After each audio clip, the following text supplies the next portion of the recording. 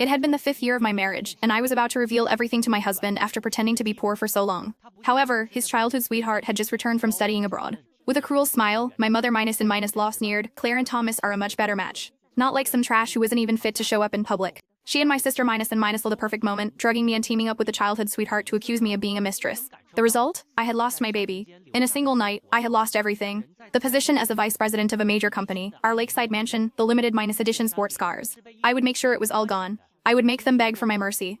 I would make sure they came crawling on their knees. "Come, Serena, drink it while it's hot. I made it especially for you." My mother minus and minus law, Margaret, placed a steaming bowl of chicken soup in front of me. My mother minus and minus law and sister minus and minus law had never liked me. Their sudden kindness made me feel uneasy. "I'm not hungry, Mom," I replied. Smack. My sister minus and minus law, Emily Roberts, threw the TV remote at my face.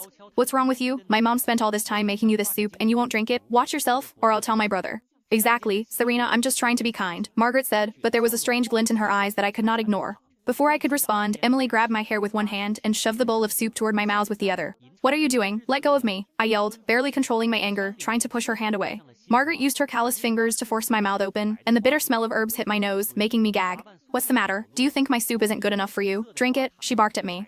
"You're drinking this soup whether you like it or not," she said, leaving me with no room to escape. The dark liquid ran down my chin, dripping onto my clothes and burning my skin reed.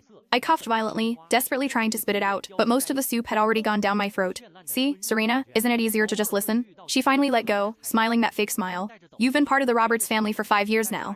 As long as you behave, we won't make things hard for you." My stomach churned and my vision blurred. Did they finally accept me? I did not believe it. Sure enough, my head grew heavy, and an unfamiliar heat built inside me. I realized something was very wrong. The soup was not a tonic at all. It was A's. Damn it, they had drugged me. I struggled to stand but felt utterly powerless. Through the haze, I realized what they had planned. Margaret crossed her arms, towering over me with a twisted grin. "Claire and Thomas are a perfect match. Not like some trash who doesn't belong here." Claire Walker, who had returned from abroad just 2 weeks ago and had become the hottest rising star, was also Thomas's childhood friend. So, that was why. She had come back, and my mother minus and minus law could not wait to push me aside. "Mom, are you sure this stuff will work?" "She's not reacting much yet," Emily asked, doubt creeping into her voice. "Don't worry, I got it made specially." Margaret's voice was ice cold.